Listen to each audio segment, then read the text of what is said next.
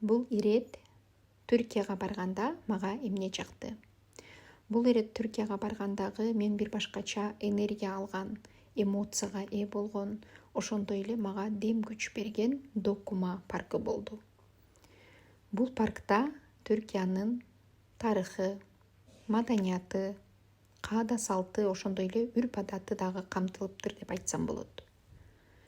Биздин кылымга чейин дагы, биздин кылымдагы 12, 13, 15, 16 кылымдардагы ар кандай көздүн жоосун алган имараттар, тарыхый жерлер ушунчалык башкача бир дем күч берди.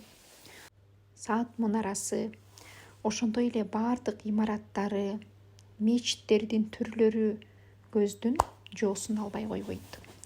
Негизи кайсы гана шаары болбосун, Коня, Измир, Истамбул, Эдирне, кайсы гана шаары болбосун, ошол жерлерде мечиттер аябагандай көп курулуптур. Бул 11-12 кылымга таандык, ошондой эле биздин кылымга чейинки дагы сонун укмуш имараттарды көрүп алып, ошол жерде болгондой бир башкача сезимдер болду. Негизи мен чын ниетимен, чын жүрөгүмөн ушул имараттардын өзүн өз көзүм менен көрүүнү ниеттенип койдум. Анткени сыртынан эле, макетин эле көргөндө ушунчалык энергия алдым. Эми өзүнө барганда кандай энергия болот деген менде ойлор, менде ошондой сезимдер пайда болду. Ошол себептен бул Султан хан дейт, Султан Сулеймандын ак сарайы экен. Кандай сонун, ким ойлоптур, биз мурун кинодон көргөн, сериалдардан көргөн нерсени өзүбүздүн көзүбүз менен көрүп баштайбыз деп.